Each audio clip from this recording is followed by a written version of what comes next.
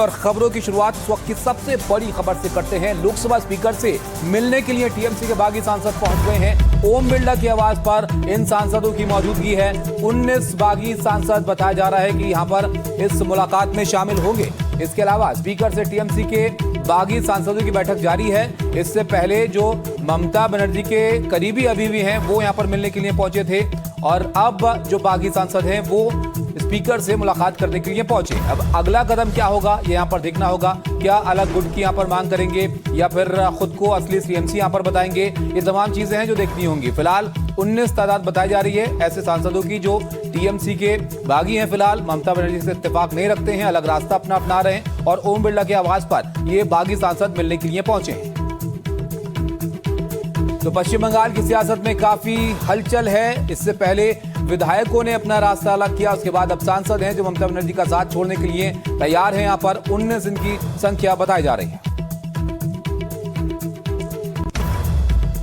सांसद लोकसभा स्पीकर ओम बिरला के घर पर पहुंच रहे हैं। तो और ये तस्वीरें आप देखिए, यहाँ पर 20 अकबर रोड के बाहर की हम आपको तस्वीर दिखा रहे हैं किस तरह से एक एक करके जो सांसद है वो यहाँ पर पहुंच रहे हैं। तो ये तस्वीरें आप देखिए और इसके साथ साथ लगातार जो 19 सांसदों की सूची कुछ देर पहले एनडीटीवी को मिली थी और उन्हीं लिस्ट में जिन जिन सांसदों के जो नाम है उन्हीं में से एक ये आप यहाँ पर देख पाएंगे। सयूनी घोष जो हैं वो इस गाड़ी में बैठी हुई हैं और सयूनी घोष लगातार बीजेपी पर एक समय हमला कर रही थी और अब इस गाड़ी में बैठकर सयूनी घोष जो है वो जा रही हैं और टीएमसी के बाकी जो दूसरे सांसद हैं वो आपको यहाँ पर इस गाड़ी से जाते हुए नजर आएंगे। तो ये तस्वीरें अपने आप में काफी ज्यादा अहम हो जाती हैं।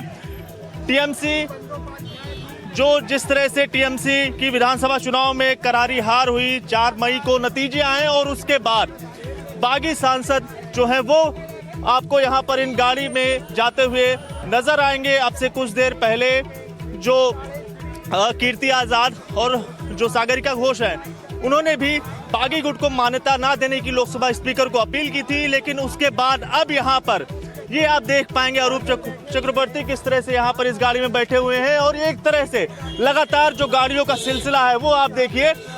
19 सांसदों की जो लिस्ट अब से कुछ देर पहले एनडीटीवी ने ब्रेक की थी और उसके बाद सांसदों के पहले ये कयास लगाए जा रहे थे कि वो सोमवार को मुलाकात करेंगे, लेकिन अब आज के दिन रविवार के दिन ही जो सांसद हैं वो लोकसभा स्पीकर ओम बिरला से मिलने के लिए पहुंचे हैं और देखने वाली बात हुई कि कुल कितने सांसदों का जो समर्थन है वो ये सांसद लिस्ट में देते हैं। कैमरा पर्सन रोहित विश्वकर्मा के साथ दिव्यांकर तिवारी, एनडीटीवी इंडिया, दिल्ली। हिमांशु हमारे साथ जुड़े हमारे सहयोगी। हिमांशु, अब बताइए जरा इस मुलाकात को लेकर क्या जानकारी मिल रही है? ये नंबर 19 ही है या संख्या और भी बढ़ सकती है? देखिए तबीश, 28 सांसद थे तृणमूल कांग्रेस के रेबल ग्रुप बनने से पहले और जो एंटी डिफेक्शन लॉ के प्रावधान है वो बहुत स्पष्ट है कि 2/3 बहुमत होना चाहिए और जो 2 बहुमत का जो आंकड़ा है वो 19 का बनता है। और यहाँ जो सिक्योरिटी ऑफिशियल है उनके पास जो लिस्ट थी उसमें 19 बागी सांसदों के नाम लिखे हुए थे और हमने देखा कि कई गाड़ियों में वो सभी बागी विधायक यहाँ पे आए हैं। 2 महत्वपूर्ण घटनाक्रम पिछले 1 घंटे में हुआ है। एक तरफ करीब 19 बागी विधायक पहुंचे स्पीकर से मिलने, ये दावा करने के लिए कि असली टीएमसी का दर्जा उन्हें मिलना चाहिए क्योंकि उनके पास मुलाकात के लिए 2/3 बहुमत का। थोड़ा करेक्ट यहाँ पर कर देते हैं जी।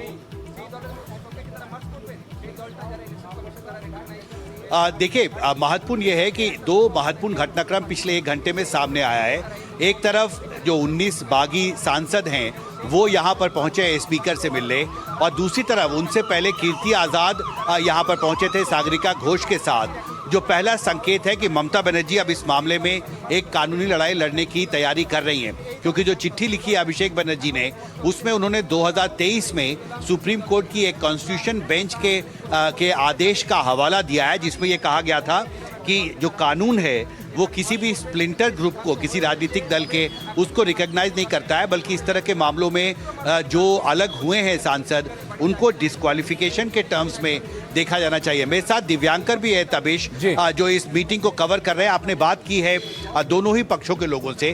एक छोटा सवाल आपसे कि कीर्ति आजाद और सागरिका घोष ने क्या कहा था मीटिंग के? दिव्यांकर से सवाल भी यहाँ पर पूछेगा, क्या इनके साथ शुभेंदु अधिकारी भी यहाँ पर इस वक्त मौजूद हैं?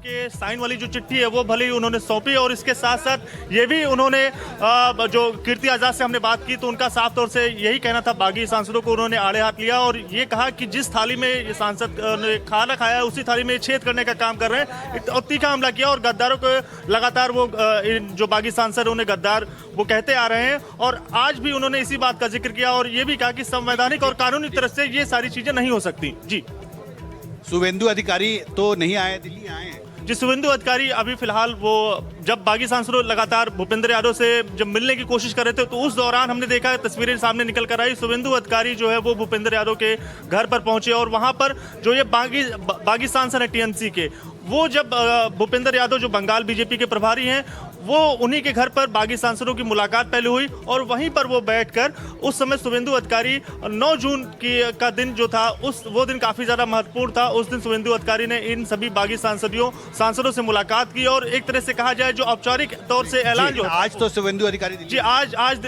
शुभेंदु अधिकारी दिल्ली में फिलहाल अभी मौजूद नहीं है। चलिए, तो फिलहाल यहाँ पर मौजूद नहीं थे, लेकिन मुलाकात इससे पहले हुई है हिमांशु, और ये बहुत महत्वपूर्ण है कि अब असली टीएमसी कौन सी क्या, ये भी सवाल यहाँ पर खड़ा होगा। बहरहाल मुलाकात अभी हो रही है।